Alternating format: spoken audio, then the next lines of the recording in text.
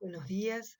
Esta semana seguiremos conociendo los procesos psicológicos, sus funciones y características, y también presentaremos algunas propuestas explicativas al respecto. Me interesa comenzar esta clase compartiendo con ustedes algunas frases, algunas ideas que están presentes y suelen ser frecuentes en nuestra vida cotidiana. ¿Otra vez te olvidaste de llamar al técnico para reparar la compu? Tengo mala memoria. ¿Te acordás cuando fuimos a la costa?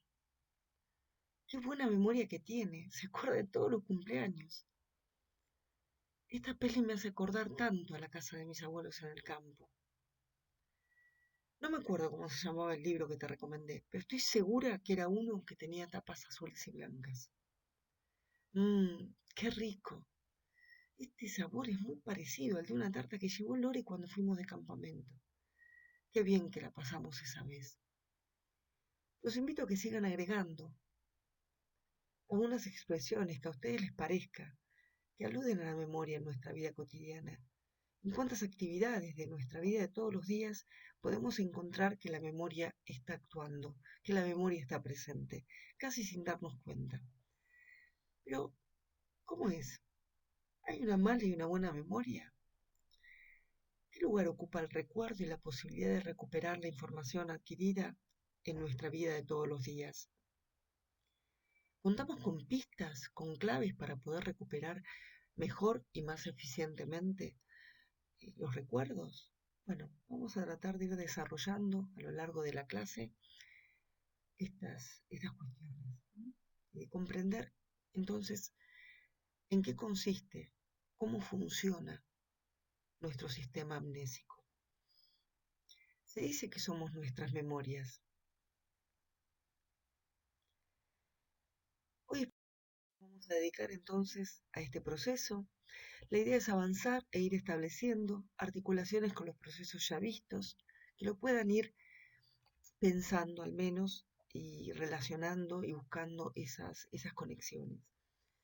Los procesos ya vistos, estamos refiriéndonos a sensación, a percepción y atención, ya que como dijimos al comienzo del segundo módulo de la materia, si bien vemos cada semana un proceso, es importante tener en cuenta que se trata de procesos dinámicos que son funcionalmente diferentes, pero que a la vez conforman un sistema integrado, cuya expresión más destacada se pone de manifiesto en la organización de los modos de la experiencia humana. Damos la bibliografía de referencia que ustedes tienen para desarrollar y para trabajar este tema, como cada semana lo hacemos. Comenzar considerando algunas características que las relaciones entre biología y experiencia presentan en relación a los procesos de ingreso, almacenamiento y recuperación que son propios del sistema de la memoria.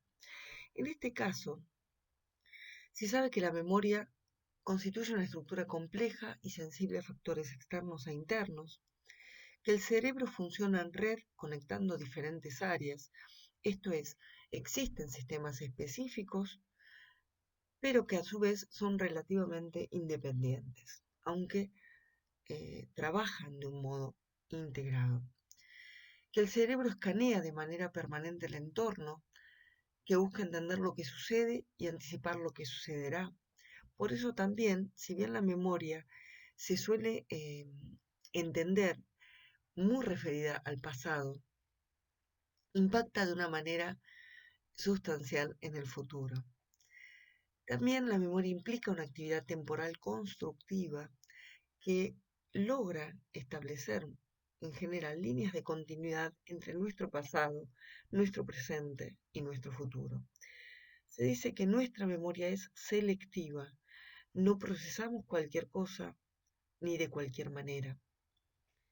Y también que las experiencias previas modelan nuestras conductas más allá de nuestro recuerdo consciente. Es interesante quizá que traten de relacionar en este punto lo que vieron sobre el carácter constructivo de la experiencia y los aportes de Brunner y de Héctor Fernández Álvarez al respecto. En la psicología se entiende la memoria como aprendizaje que persiste a través del tiempo. Es decir, como la información que se ha almacenado y que puede recuperarse. Lo cierto es que si hemos aprendido algo, es porque lo hemos podido incorporar y adquirir. Hay distintos modelos que en un rato nos vamos a detener a revisar, pero básicamente en la memoria están involucradas funciones y actividades de codificación, de almacenamiento y de recuperación. También tener en cuenta que la memoria participa activamente de la organización y utilización de los datos, porque no todo estímulo constituye un dato en sí mismo. Hay que tener en cuenta el carácter constructivo de los datos, qué es un dato en términos psicológicos, y los elementos que lo componen en cada situación, en cada experiencia y en cada contexto. Si en la memoria, el almacén en el que se acumula el aprendizaje, no podríamos tener registro temporal y viviríamos continuamente en el presente y cada momento sería nuevo. No saldríamos de la novedad. ¿Se imaginan por un momento cómo sería esa vida donde siempre todo fuera novedad? ¿Cómo serían nuestras relaciones y nuestra vida si no pudiéramos disponer de lo ya vivido? Pero como veníamos diciendo, no podemos recuperar algo que no haya ingresado en nuestro sistema en algún momento. En este sentido, nos encontramos con una función necesaria para poner en marcha la memoria. Veremos cuáles son sus principales características y funcionamiento.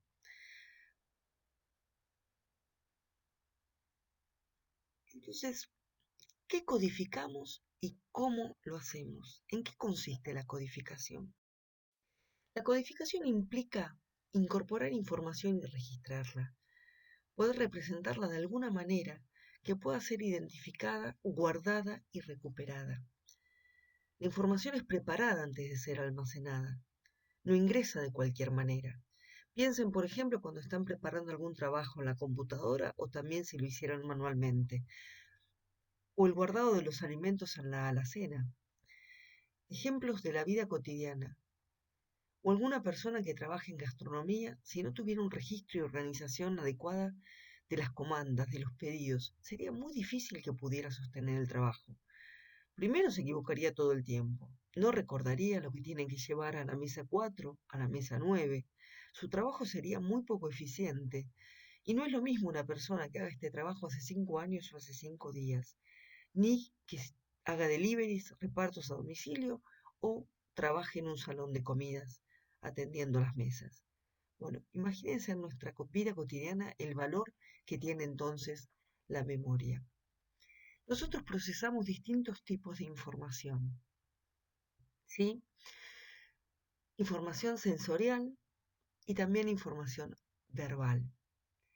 Cuando hablamos de la información sensorial, y ustedes aquí van a poder hacer referencia o recordar qué pasaba con nuestros receptores sensoriales y la información que ingresaba y comenzaba su proceso ascendente, su procesamiento ascendente para ser transformada, ¿sí?, en percepciones que luego impactaban también en la experiencia.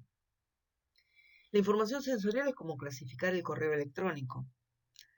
¿Qué hacen ustedes con los mails que reciben? Algunos los descartan, otros los ubican, los redistribuyen en distintas carpetas, ¿sí? Tienen a lo mejor carpetas con etiquetas diferentes que son para distintos temas. Algunos les aportan una información momentánea que sirve para el momento presente y poco más. Otros mails quizá los guardan por más tiempo, es decir, organizan mental y operativamente la información, hacen una selección y distribución de esa información, ¿sí? Bueno, por otro lado, la información verbal, fuertemente anclada en el lenguaje, y recuerden la importancia que tiene el lenguaje y la comunicación para la vida. Y esta información verbal también va a requerir un procesamiento de selección y distribución para poder ser almacenada. Y a diferencia de lo que ocurre con la información sensorial, por lo general lo que codificamos son significados. Y lo hacemos por asociación con algo que ya sabemos, que ya vivimos o que imaginamos. Y también va a depender de cómo influyan el contexto y la experiencia en nuestra codificación e interpretación de los estímulos. Como dijimos, nuestros recuerdos activos interactúan con nuestros recuerdos a largo plazo, con los que ya están eh, en nuestra memoria, ¿sí? Entonces, información sensorial, lo que codificamos es información. Y la información la podemos diferenciar en distintos tipos o naturalezas. Información sensorial, que va a ser aquella que esté eh, relacionada con nuestros receptores sensoriales y con aquello que incorporamos en vías de entrada, y la información verbal, que va a ser aquella que fuertemente anclada en el lenguaje y en la comunicación, también vayamos incorporando, interpretando y almacenando en nuestros sistemas de memoria. Y también esta información va a responder a distintos tipos de codificaciones.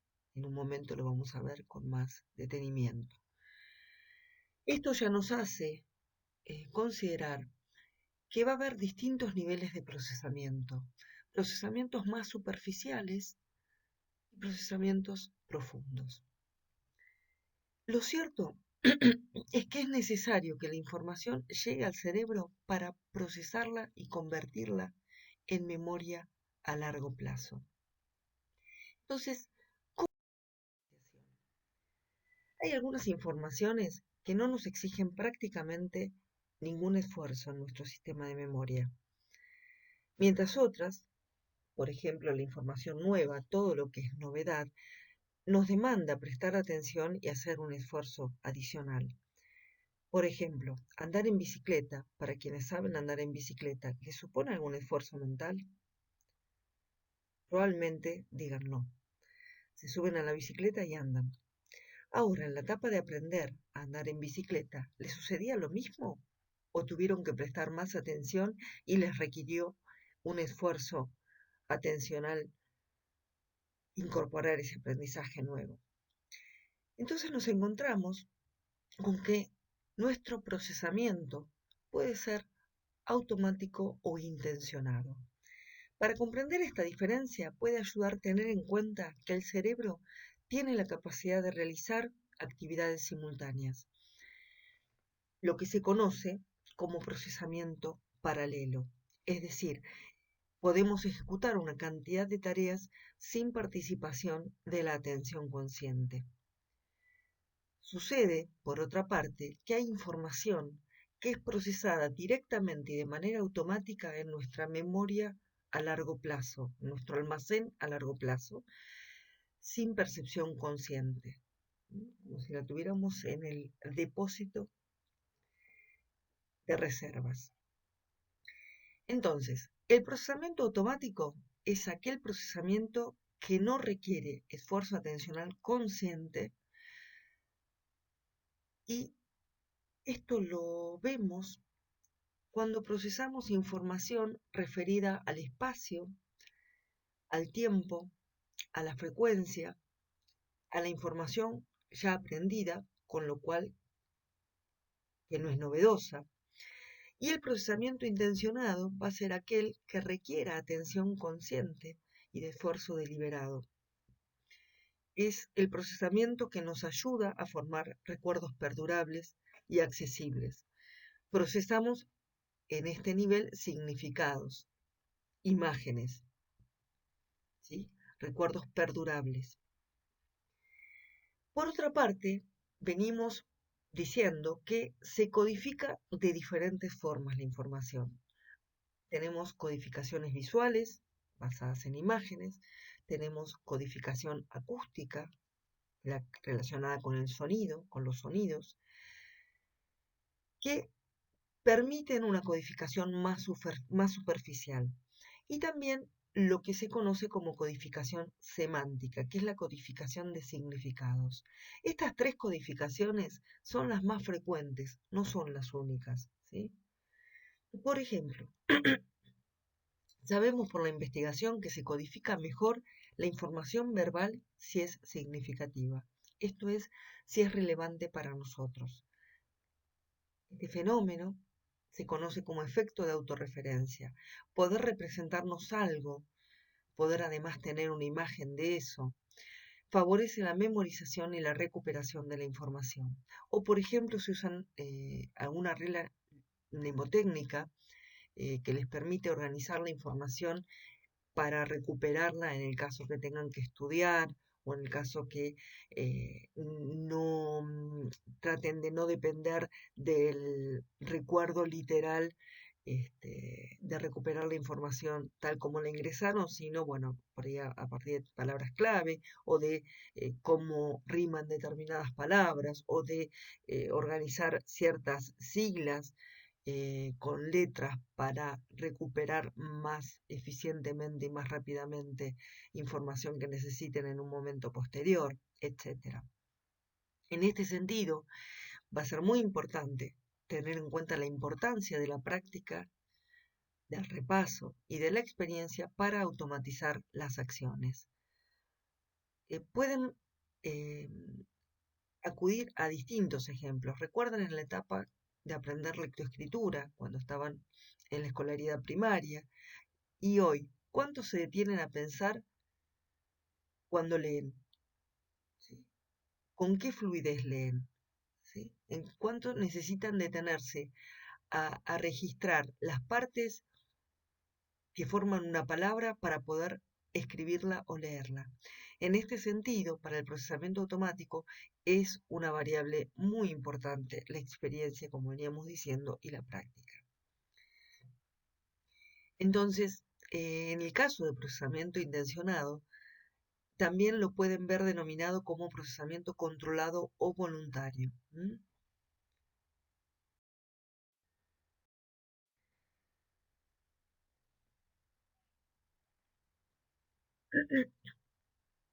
Lo cierto es que podemos, perdón, podemos procesar mejor la información cuando podemos organizar puntos significativos para nosotros. Y esto lo hacemos a través de dos maneras fundamentalmente: por fragmentación y por jerarquías. Tenemos más facilidad de procesar cuando organizamos unidades o estructuras significativas, fragmentos de ese todo. En la frase inicial, que estaba escrita en holandés, nuestro sistema mental, ¿qué hace? Rápidamente empieza de un modo selectivo, a diferenciar y a procesar información de distinta naturaleza. Entonces, ustedes en la primera frase, aunque no sabían lo que decía, podían registrar que había letras, y que probablemente esas letras estaban organizadas en función de unidades como palabras, y que eso probablemente querría decir algo, aunque no supieran qué. Por otro lado, también organizamos la información por jerarquías, de un modo jerárquico, y esto nos permite recuperar más eficazmente la información. Nosotros vamos a ver, de hecho, si leyeron el programa de la asignatura, está allí también explicitado.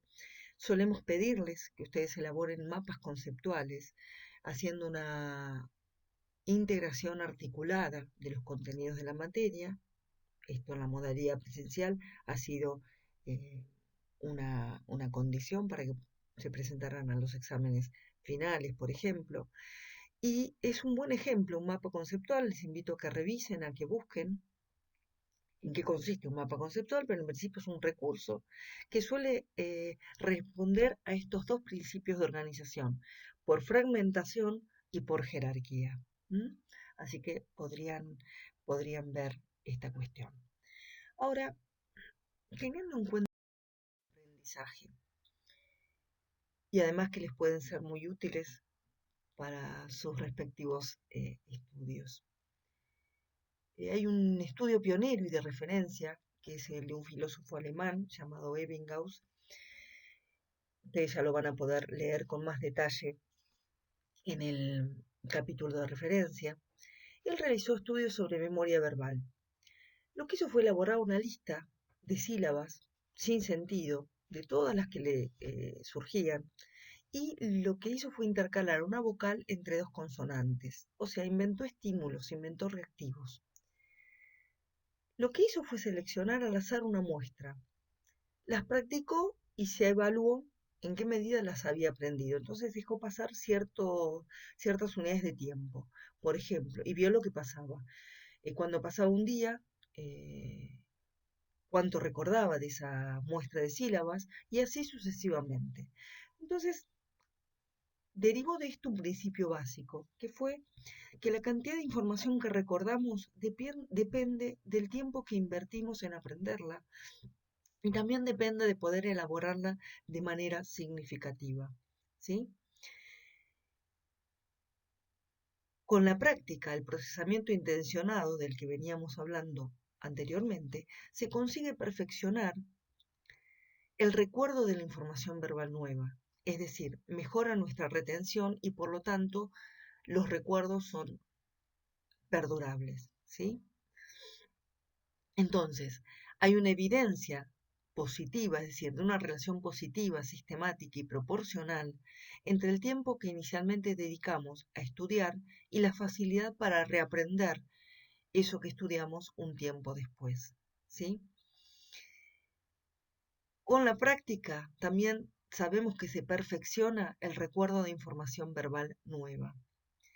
De estas relaciones, o sea, lo que vamos a tener que tener en cuenta es que el aprendizaje espaciado y la autoevaluación de esos aprendizajes, ese monitoreo que tanto les pedimos que usen, va a mejorar en mucho nuestra posibilidad de recuperar y contar con la información adquirida que la práctica intensiva. Es decir, la noche anterior a un examen, me leo todo. Entonces, en el corto plazo está esa información, pero no ha tenido un proceso que permita su incorporación efectiva, con lo cual cuando la quieren recuperar, empiezo a tener dificultades. Me quedo en blanco, no recuerdo la secuencia de los temas o de las relaciones entre los conceptos. Entonces, y esto sucede. El aprendizaje espaciado y la autoevaluación suelen ser mejores y dar muchos mejores resultados para el aprendizaje que la práctica intensiva y apresurada. Y por otro lado, también los hallazgos de la investigación presentan estas dos observaciones o estos fenómenos. Hay algo que se conoce como el efecto de posición seriada y que va a aludir a la posición que ocupa la información en una secuencia y a la función que tiene el repaso en esa incorporación y esa recuperación. Esto se conoce como efecto de recencia y efecto de primacía, ¿sí? Es decir, ambos efectos hacen referencia a que repartir el aprendizaje en el tiempo aumenta la retención de la información y su recuperación. El efecto de posición seriada lo que va a mostrar en definitiva es los beneficios que tiene repasar. Cuando hablamos del efecto de recencia, hablamos de la tendencia a recordar mejor el último y el primer elemento que los del medio de una secuencia, ¿sí? Y cuando hablamos del efecto de primacía, alude a que se recuerdan más los primeros elementos. Podemos pensar o podemos imaginar un juego donde, imagínense que hay un grupo de personas y cada una de ellas va a aportar una palabra para que se vaya construyendo una historia, un cuento, una historia, algo con sentido, con el aporte de las palabras que dan cada persona. Hay una secuencia, con lo cual hay personas que hablan antes y personas que hablan después, pero el que habla después tiene que tener en cuenta lo que se viene diciendo antes para aportar algo nuevo y que le dé continuidad, pero respetando y repitiendo lo que se dijo anteriormente. Ahí hay un ejemplo que puede permitirnos visualizar que se retienen mucho más por repaso, por repetición, todas las palabras que se enunciaron previamente y la última, porque además está aún en la memoria activa de pasaje, que todo lo del medio. Y muchas veces si uno se han hecho estudios al respecto y hay más fallos en cuando las personas tratan de retomar lo que dijeron otros y continuarlo, se presentan muchos más fallos en las palabras intermedias de la composición que en las primeras y en las últimas. ¿Sí? Recordamos mejor, además, la información que podemos relacionar significativamente con nosotros mismos. Esto es lo que decíamos anteriormente, que se conoce como efecto de autorreferencia. Es conveniente siempre encontrarle un significado que sea importante para nosotros mismos, porque eso nos va a permitir procesar con más profundidad y tener más accesible en la memoria, porque vamos a contar con más claves para recuperar la información, con más pistas, podríamos decir. Tenemos más facilidad para recordar imágenes visuales, por eso lo de la imaginería, recordamos mejor palabras concretas que podemos representarnos en imágenes que palabras abstractas. No es lo mismo decir auto para nuestra codificación que decir libertad. Ya intentando definir estos dos términos, van a encontrar que distintas referencias de representación y en la imagen claramente. Por otro lado, también la investigación nos aporta que hay una tendencia a recordar hechos importantes y a olvidar los triviales, lo que se conoce como el efecto de retrospección de color rosa. ¿Sí? O sea, tendemos a recordar hechos importantes y significativos para nosotros y a olvidar los más triviales. ¿Sí?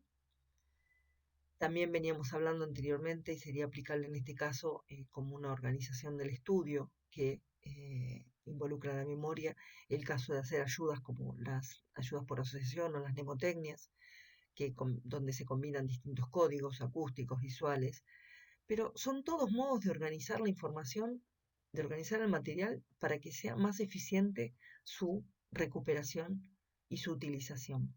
¿Sí? ¿Recuerdan alguna estrategia que ustedes hayan elaborado para recuperar información o alguna que utilizan cuando estudian? Y sobre todo cuando estudian materiales que implican tantos conceptos. ¿Mm? Entonces, teniendo en cuenta estas consideraciones, por ejemplo, también que se procesa profundamente lo que genera, o sea, que procesar profundamente genera mejor reconocimiento posterior que un procesamiento superficial, pero generalmente un proceso superficial está más basado en una información que codificamos de un modo más automático, como el espacio, el tiempo, la información ya adquirida. Bueno, en este sentido hay un modelo clásico considerado multialmacén, es un modelo que han desarrollado Atkinson y Shiffrin en 1968. Y este modelo cuenta con versiones actualizadas y desarrollos posteriores, pero se sigue considerando dentro de los modelos clásicos como un trabajo de referencia. Lo que estos autores van a decir es que la memoria se organiza en almacenes, el sistema de la memoria, que contamos con una memoria sensorial que es en la cual vamos a grabar la información en un registro sensorial inicial, que es veloz, que es efímero, que va a ser compatible con las funciones de codificación, como veníamos ya planteando, que básicamente va a trabajar sobre la incorporación de información referida a las memorias sensoriales icónicas, ecoicas, fundamentalmente. Hay también otras memorias sensoriales, como la áptica, que es la que se refiere al tacto, la gustativa, la olfativa, pero se suele decir que la visual y la auditiva son las más, de hecho, las más recurrentes y las más frecuentes, no las únicas. Esta información, que se mantiene hasta un procesamiento selectivo de lo relevante, recuerden cuando hacíamos el ejemplo del correo electrónico para plantear el tema de codificación, pasa a una memoria, a un almacén de corto plazo. Es un depósito que va a tener capacidad limitada y que se va a mantener, en el cual se va a mantener la información activa durante un periodo muy breve de tiempo. Cuando hablamos de periodo muy breve de tiempo, estamos hablando a veces de milisegundos o de segundos. Y cuando hablamos de capacidad limitada, hay un estudio también muy conocido y de referencia, realizado por George Miller, que se conoce como el mágico número 7, más menos 2, aludiendo a la capacidad máxima que puede alojar la memoria en el corto plazo de unidades de información para su procesamiento. Esta memoria se mantiene activa mientras resulta relevante para la tarea y lo que se ha codificado y se ha almacenado en este primer depósito de corto plazo pasa a un depósito relativamente permanente e ilimitado en cuanto a su capacidad, que incluye el conocimiento, las experiencias, las habilidades y que va a estar básicamente involucrado con nuestra posibilidad de recuperación.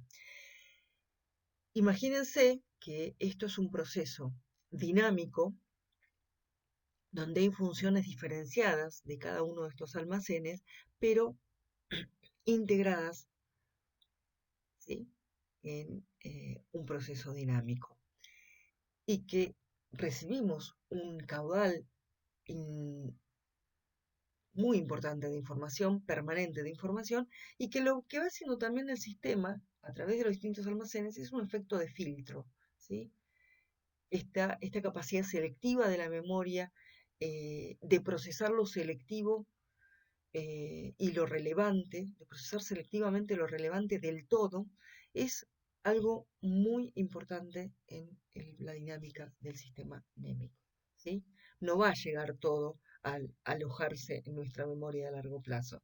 Va a tener una secuencia y una serie de filtrados que hace nuestros distintos almacenes, nuestra memoria, para alojar en cada uno de ellos lo necesario. Ya ahí podemos apreciar que hay diferencias fundamentales entre los almacenes, los depósitos de corto plazo y de largo plazo, ya en este modelo clásico, en términos de la capacidad y en términos de la perdurabilidad. Se ha propuesto una versión actualizada del modelo de procesamiento en 3 etapas que incorpora 2 conceptos importantes. Uno, que la naturaleza es más diversa en la memoria a corto plazo y que hay distintos componentes de almacenamiento: visual, espacial, fonológico, ¿sí? Y que además se produce un procesamiento más activo y de control en este almacén de corto plazo. Entonces se introduce un concepto que es el de memoria activa temporaria. Sigue refiriendo a esta temporalidad, esta transitoriedad de la permanencia de la información, pero aporta que hay un procesamiento activo en este nivel de los recuerdos que tienen una duración limitada, pero que hay una memoria activa, ¿sí? Entonces, en esta etapa intermedia, ¿por qué? Porque ese procesamiento activo y automático de la información asocia información nueva con antigua, o sea, con información ya adquirida, hace estos primeros enlaces. Y que además los estímulos que ingresan se procesan en este almacén junto con los que se recuperan de la memoria a largo plazo. Entonces, fíjense que pasa a tener una dinámica diferente a la que planteaban en su momento en el modelo clásico, Atkinson y Shiffrin. Entonces recordemos que hay información que es procesada directamente y de manera automática en la memoria a largo plazo, sin percepción consciente. Esto es lo que hablábamos cuando nos referíamos a procesamiento automático. Y que además la memoria activa, que es una nueva concepción de la segunda etapa del modelo de Atkinson y Shiffrin, se concentra en el procesamiento activo de la información en este estadio intermedio, ¿sí? Pero ocurre que no podemos atender a toda la información que impacta en nuestros sentidos al mismo tiempo. ¿Y qué pasa? Dirigimos nuestra atención hacia determinados estímulos externos que ingresan, en general los nuevos o importantes. La semana pasada estuvieron viendo el proceso atencional, así que pueden recuperar cuáles son las características y funciones de la atención. Estos estímulos se asocian con la información que recuperamos de la memoria a largo plazo y se procesan en la memoria activa temporaria, ¿sí? Es decir, nuestros recuerdos activos interactúan con nuestros recuerdos a largo plazo. Y esta memoria varía entre las personas, no es igual. Bueno, según este modelo, se procesa información secuencialmente. Ingresan estímulos sensoriales, ¿sí?, que van a procesarse en la memoria sensorial con un registro inmediato, con un registro breve. Se atiende a la información nueva o importante en términos de codificación. Esto deriva o hace un pasaje a la memoria activa a corto plazo que va a retener los elementos por un periodo breve, pero que tiene la función principal de interpretar y organizar la experiencia. ¿Por qué? Porque es un lugar de es una memoria decisoria en términos de almacenar la información o perderla, ¿sí? La información o se va a almacenar o se va a perder. Todo esto sucede en un procesamiento inconsciente, en términos de automático, o sea, fuera del registro consciente.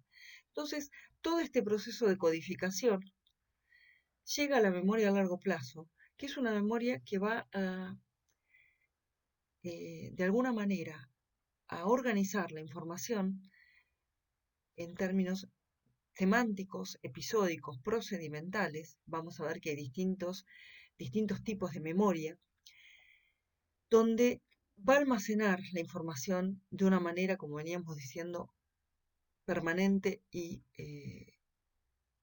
en términos generales ilimitada, y que va a incluir conocimientos, habilidades y experiencias. En esta dinámica vamos a recuperar esa información para su utilización, ¿sí? Entonces, en términos esquemáticos, el modelo de procesamiento del sistema de la memoria podría registrarse en estos términos. Actuales, les presentamos el modelo conexionista. Es un modelo que considera que la memoria surge de una serie de redes neuronales interconectadas, o sea, es un modelo que proviene de los estudios relacionados con la neurobiología del cerebro. Y lo que va a plantear es que los recuerdos específicos también son el resultado de patrones de activación específicos dentro de estas redes neuronales interconectadas. Que las neuronas que se excitan juntas en un momento dado van a tender a activarse del mismo modo en el futuro. Existen evidencias sobre lo que se conoce como potenciación a largo plazo. Esto se postula como la base física de la memoria y del aprendizaje, es decir, de la capacidad de recuperación de la información, y que esto sucede por el fortalecimiento de la activación neuronal a través de cambios que se producen en el nivel de la sinapsis y de los neurotransmisores. Por otra parte, teniendo en cuenta que el estrés propio de nuestra vida impacta en esta biología cerebral, en esta neurobiología, modulando los recuerdos al generar cambios que excitan ciertas áreas cerebrales y producen recuerdos más o menos perdurables, justamente por modificación de esos patrones de sinápticos de activación específicos.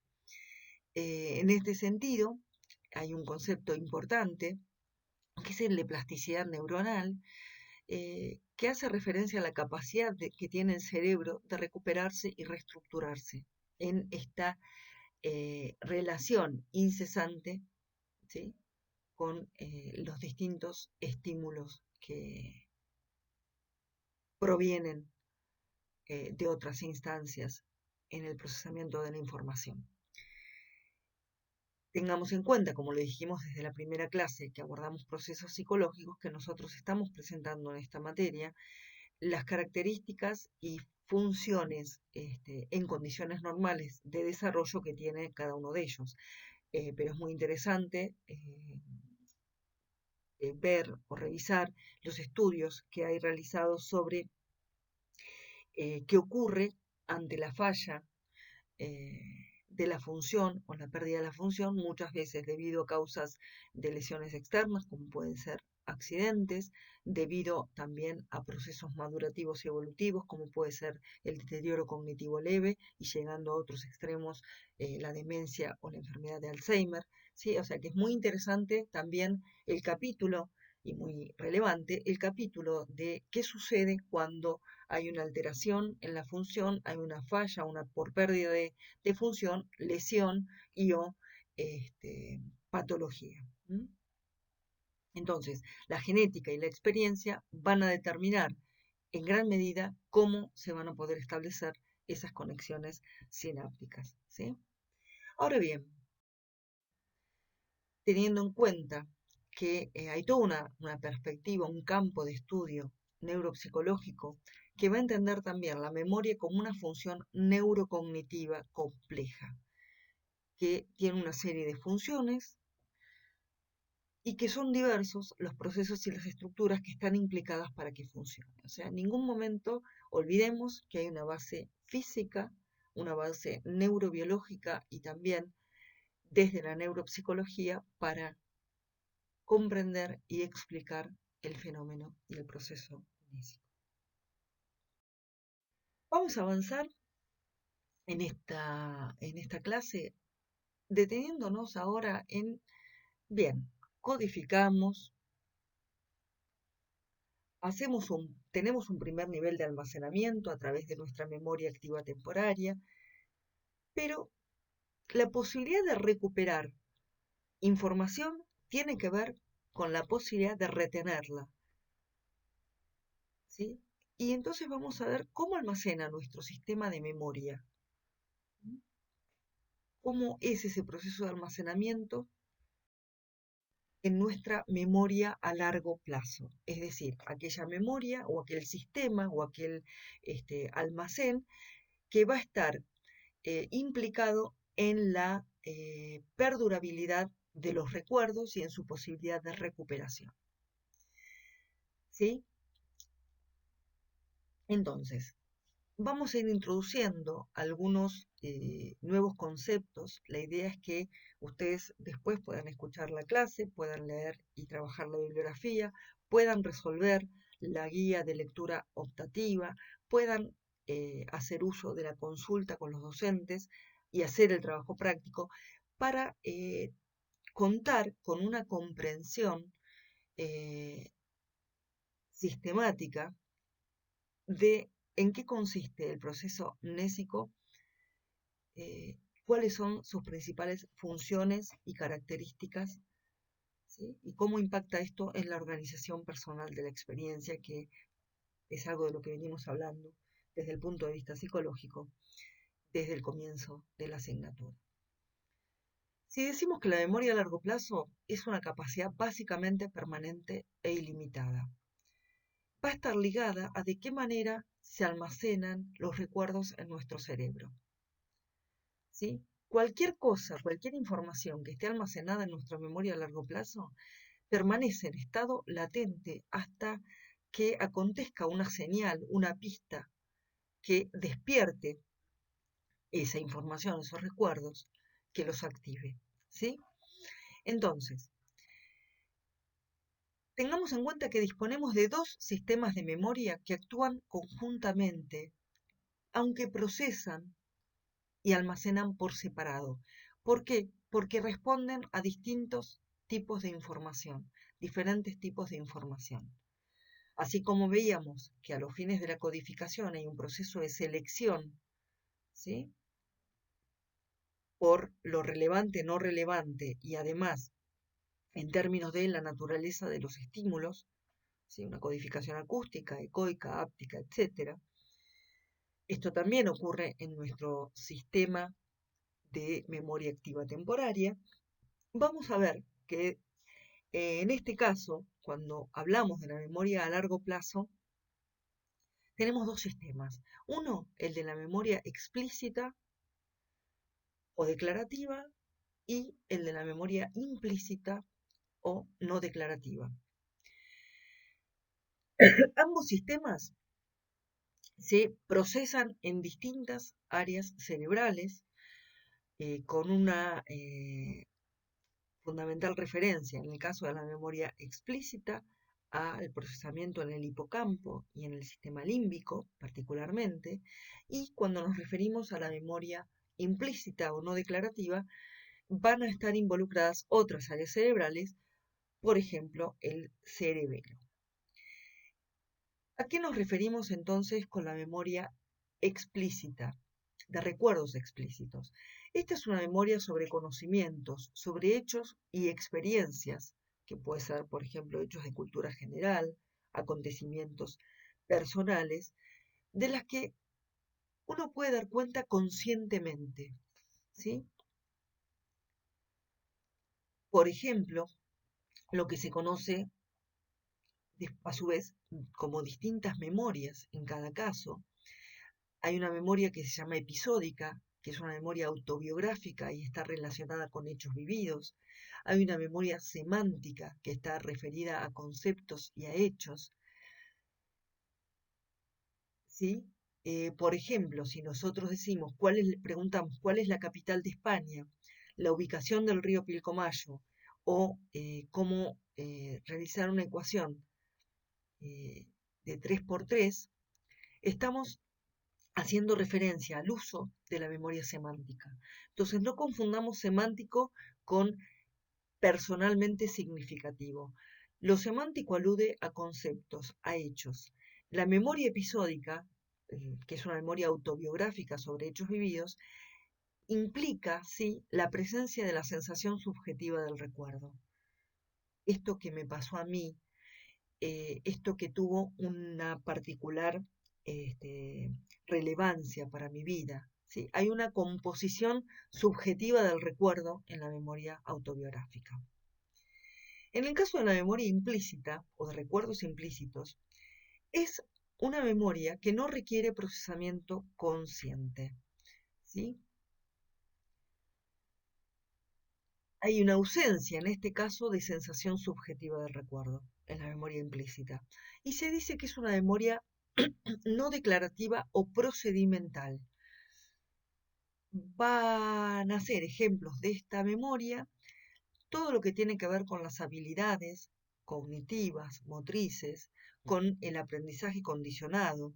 Por ejemplo, conducir un auto, andar en bici, eh, reparar un equipo de música, ¿sí?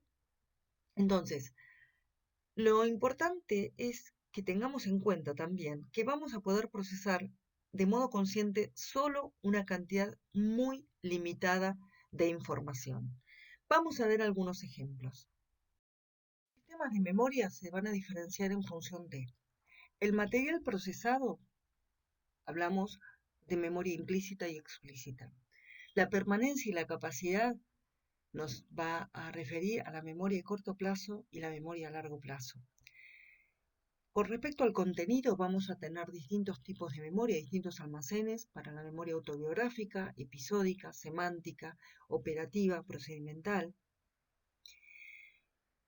Con respecto a la dirección temporal, va a ser retrospectiva, o prospectiva, hacia el pasado o futuro. ¿Sí? Bueno, compartimos algunos ejemplos para poder ilustrar los distintos tipos de memoria predominantemente. Cuando camino no recuerdo cómo aprendí a caminar.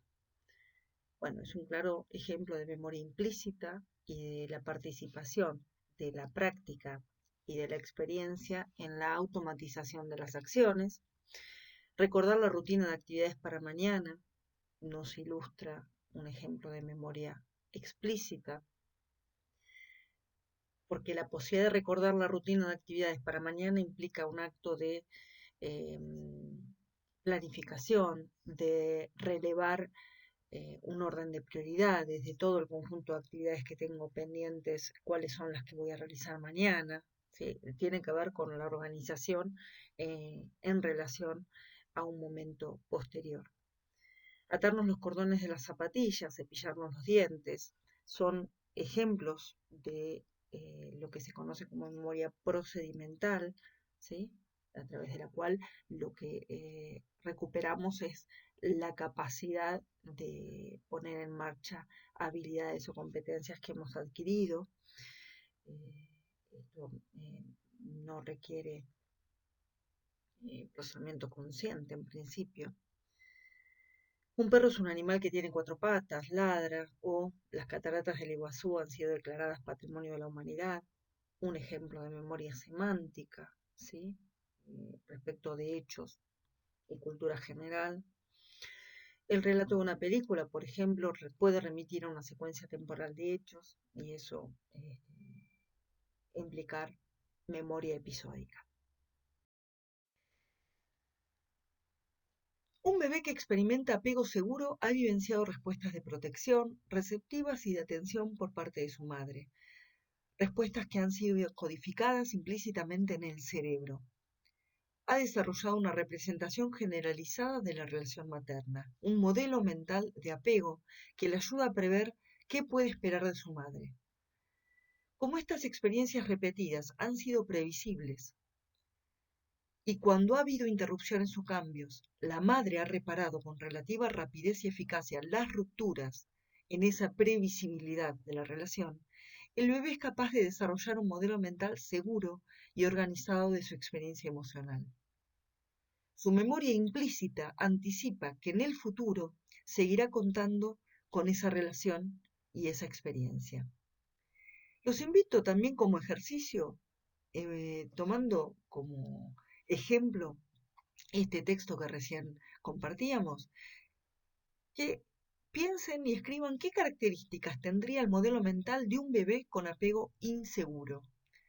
Porque esto también tiene que ver con el desarrollo, cómo la mente se desarrolla y cómo desde los primeros momentos de la vida ya empiezan a suceder experiencias y aprendizajes que están fuera del registro consciente, pero que a partir de datos muy concretos van generando estos patrones de activación cerebral y esta recuperación y previsibilidad de lo que puede suceder en función de lo que ha sucedido.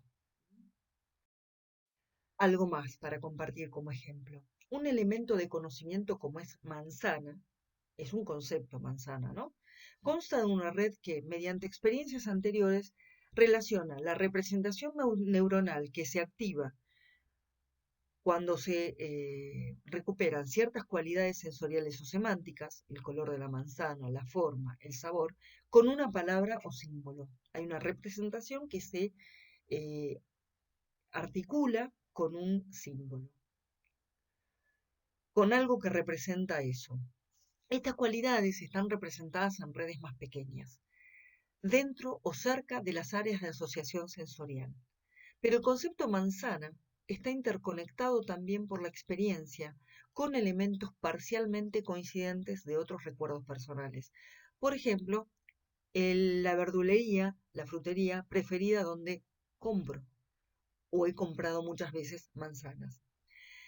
¿Qué queremos decir con esto? Que conocimiento y memoria están absolutamente emparentados y articulados en la experiencia subjetiva y en la corteza cerebral.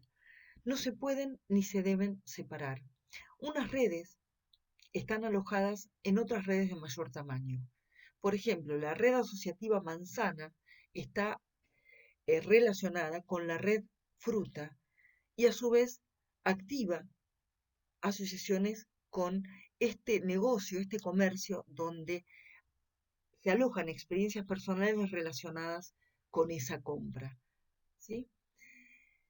Es interesante tener en cuenta esto y nos parece que quizá ilustrarlo a través de este breve texto puede ayudar al menos a percibir este entretejido de distintos sistemas dentro de la memoria, de distintas fuentes que proporcionan lo que de alguna manera nosotros vivimos en nuestra vida cotidiana y sin embargo tiene tanta complejidad en su posibilidad, de la cual ni nos enteramos, por supuesto, sucede, ¿no? Bueno, vamos a también a incluir en, en esta clase, hablar de alguna manera está bien, ya vemos o vimos lo que va pasando para que la información llegue y se aloje de una manera relativamente permanente, perdurable en nuestra memoria a largo plazo, que tiene las características que mencionábamos recién, ¿no? Que a su vez se distribuye y se organiza en distintos sistemas de memoria específicos en función del tipo de información que procesa. Pero hay algo fundamental y es cómo recuperamos la información. Y si hablamos de recuperar la información, necesitamos hacer una referencia importante al recuerdo y también al olvido, porque así como recuperamos información, hay información que no la recuperamos temporariamente o no la recuperamos nunca. En gran medida la posibilidad de recuperación depende de contar con claves que nos guíen el acceso a esa información. Si nosotros no las tenemos, se considera una fuente de olvido, ¿sí? Las claves tienen una función muy importante porque captan nuestra atención y estimulan nuestra red de asociaciones y nos ayudan a transferir la información que necesitamos, que deseamos, que queremos y de la cual disponemos y a la que accedemos a la conciencia. Esto es importante tener en cuenta que nos podemos referir al principio y a los otros procesos que ya vieron para dar para dimensionar en qué consiste la posibilidad de recuperar la información y que en gran medida va a consistir en que se puedan realizar de una manera adecuada los procesos involucrados en el ingreso y codificación de la información. Si yo el pan lo guardo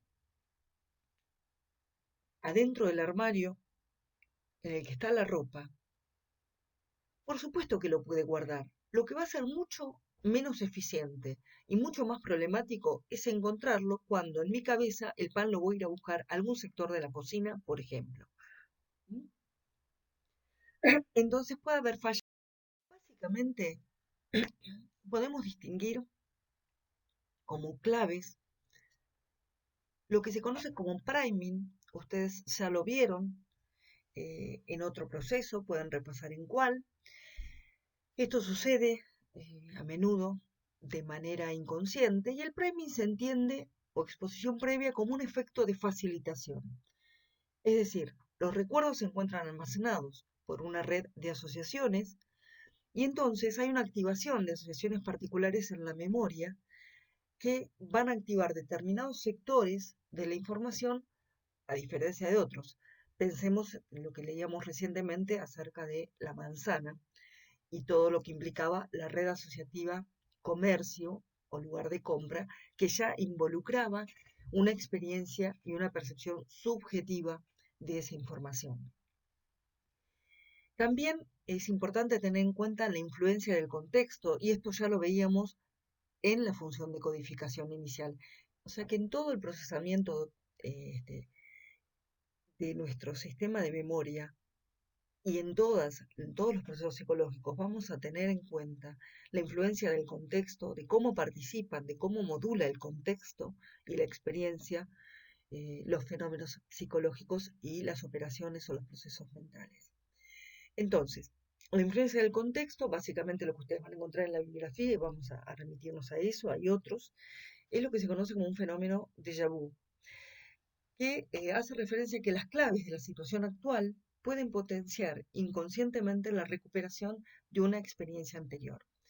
Esto es como cuando ustedes dicen, no sé si alguna vez les ocurrió, probablemente sí, que están en una situación y hay algún elemento, hay alguna cuestión que ustedes dicen, pero yo estuve acá, eh, me parece que yo me encontré con esta persona. Y empiezan a tratar de recuperar porque hay algo de la situación actual que los convoca, ¿sí? A una, o les potencia la recuperación de una experiencia anterior. Y también la importancia, que no es menor, de las emociones internas. Hay muchos estudios, los pueden revisar, y son muy interesantes, sobre que activamos recuerdos congruentes con nuestro estado de ánimo. Por ejemplo, una persona que se siente triste va a tender a recordar más fácilmente episodios o acontecimientos tristes que alegres. No va a resultar compatible si me siento triste, o sea, voy a tener que hacer todo un esfuerzo. Estamos hablando de claves que se activan eh, en términos generales de un modo inconsciente, o sea, se activan, nos traen una asociación, nos activan un patrón de relaciones, de significados, pero en cambio es muy difícil, hay que hacer todo un... piensen cómo funciona la mente. Sería, eh, implicaría un esfuerzo consciente tener que de hecho ocurre, pero tener que pensar en positivo cuando uno está muy triste, o al revés, si está muy contento, ¿no? En general nos surge automáticamente el conectarnos con episodios tristes, excepto que, bueno, por ejemplo, en un trabajo terapéutico no hace alusión a determinado tipo de estrategias o de intervenciones que, de ser necesario, van a activar otros patrones asociativos. Es muy interesante lo que pasa en la terapia. Otros patrones que habiliten o permitan recuperar también información necesaria de su elaboración, para su elaboración. Bueno, también disponemos de distintas capacidades para recuperar información. Podemos recordar, podemos reconocer, podemos reaprender. ¿Sí? Cuando nosotros recordamos, lo que hacemos es recuperar información sin empleo de la conciencia. ¿Sí? Cuando reconocemos, identificamos elementos que aprendimos previamente. Y cuando reaprendemos, eh, activamos el dominio de una información que ya está disponible, pero con más rapidez, si fue adquirida que si no. En la diferencia entre recuerdo y reconocimiento, de todas maneras, ustedes van a poder verlo con más detalle también en el trabajo práctico. No es lo mismo que yo les diga, bueno, les voy a nombrar una lista de palabras y cuando termine de hacerlo, ustedes van a anotar todas las palabras que se acuerden de las que yo mencioné. A que les diga, bueno, de todas las palabras que yo les mencione, ustedes van a identificar qué palabras y en qué secuencia describían animales.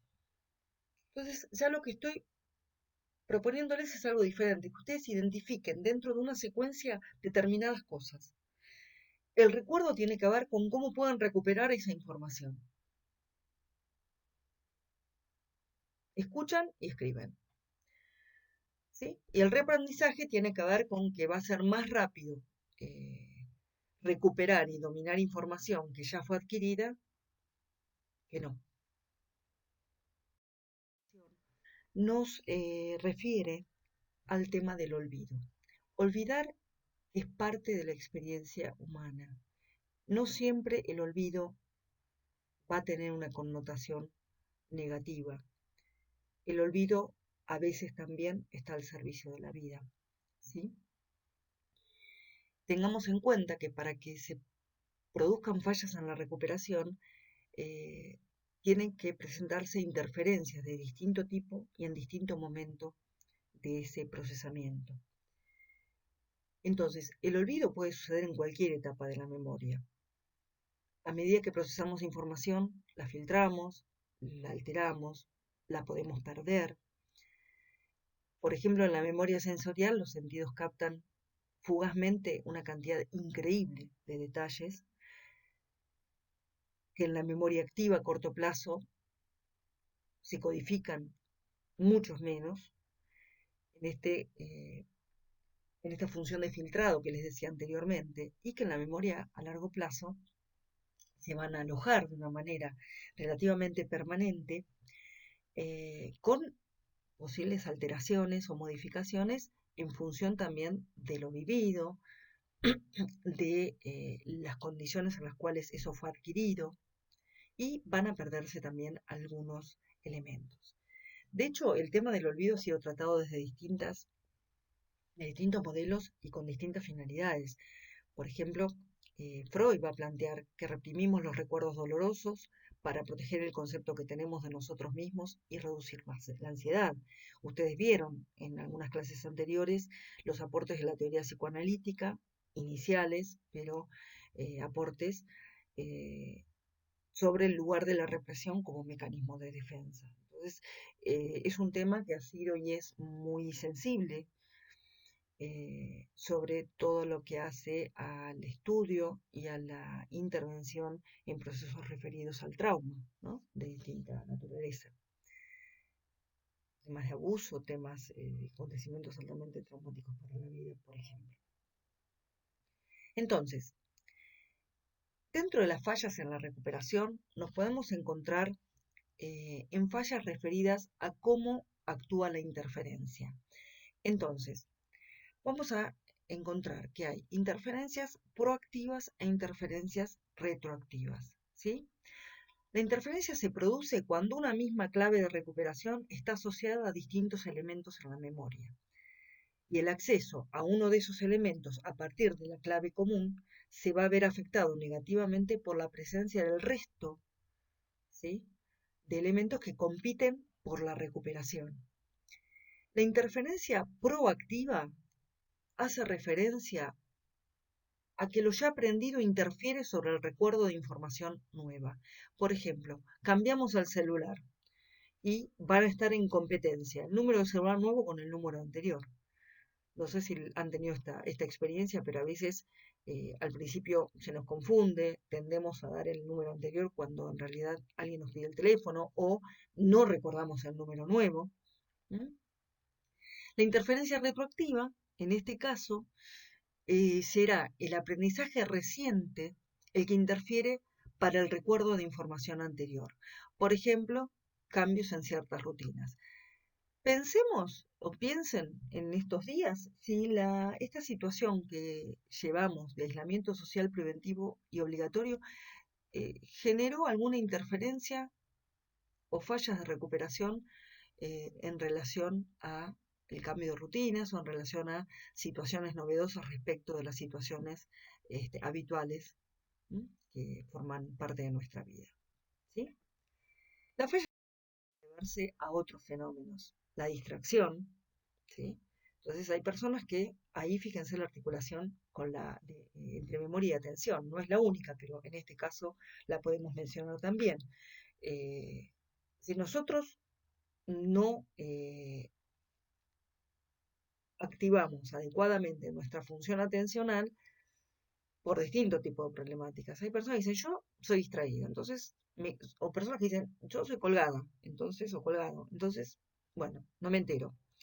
Bueno, eso después puede producir fallas en la recuperación. ¿Por qué? Porque hubo problemas en la codificación. También la transitoriedad, que es la declinación del almacenamiento a través del tiempo. Esto está muy relacionado con lo relevante, no relevante, o si nosotros hay información que hemos adquirido, hay conocimientos que hemos adquirido no están almacenados, pero no les dimos uso a través del tiempo, es probable que haya un efecto de transitoriedad. Por ejemplo, si estudiamos 1 o 2 años algún idioma, portugués, el que fuere, y durante 5 años no solo dejamos de estudiar, sino que durante 5 años no hicimos nada con el portugués, ni hablamos, ni escuchamos ninguna peli, nada. Es muy probable que esa información no esté tan disponible a través del tiempo. ¿Mm? Acá vuelve a aparecer la cuestión del efecto en la recuperación de la práctica, del uso, ¿sí? Del repaso.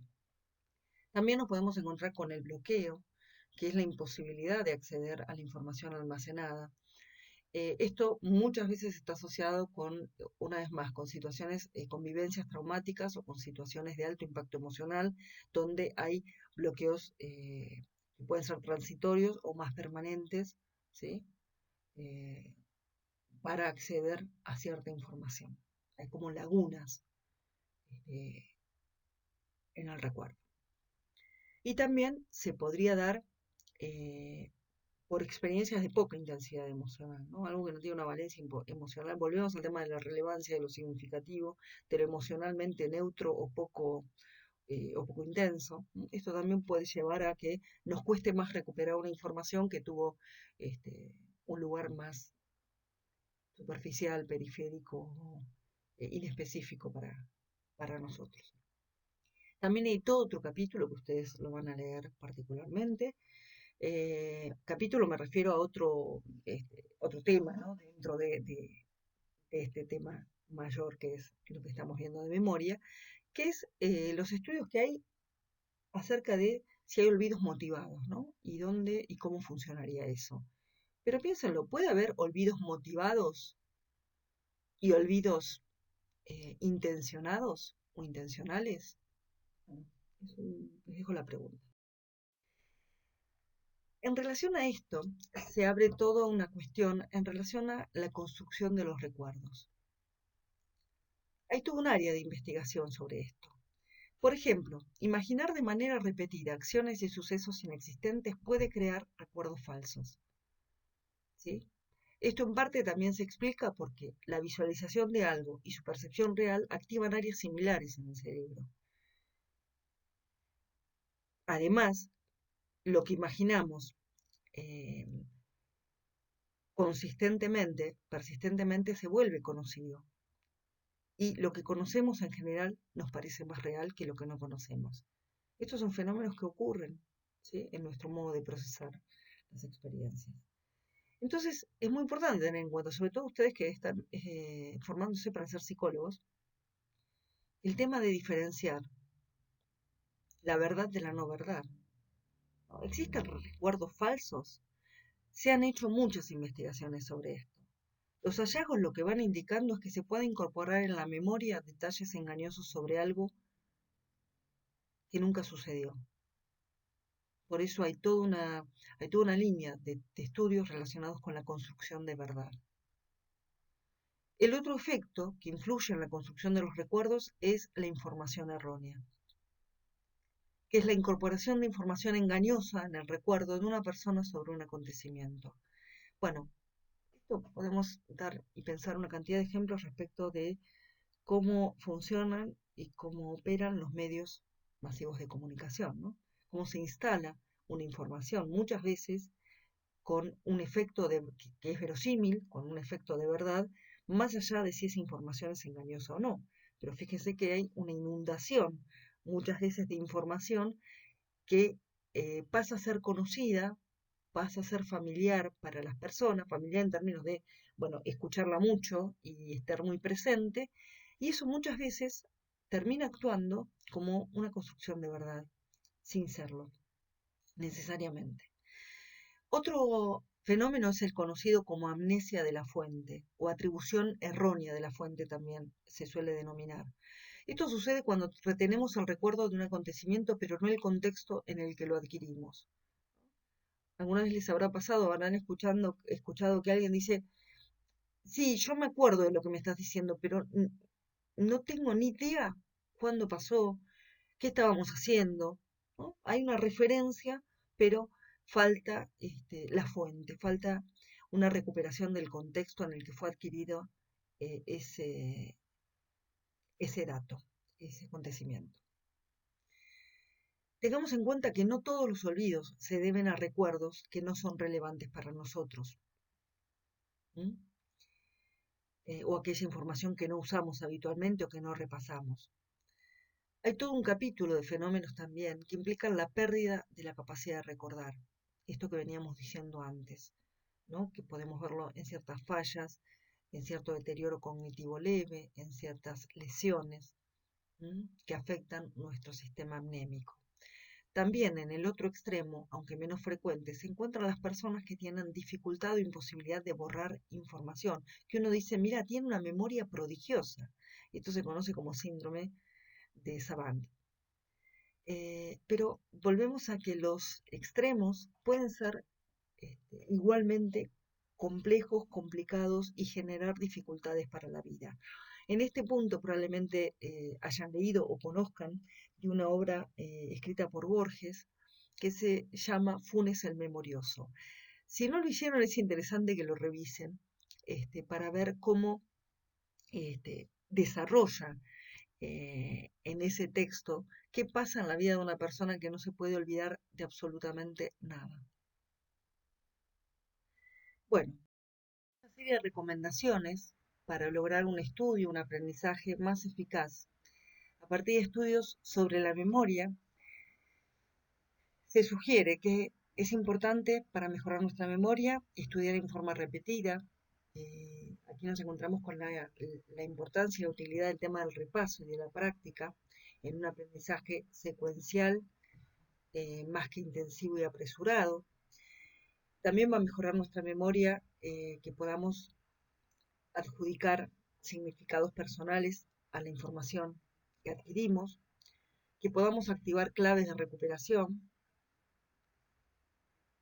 que podamos incorporar recursos mnemotécnicos, de esto que hablábamos hace un rato, de poder minimizar o reducir la interferencia para la recuperación.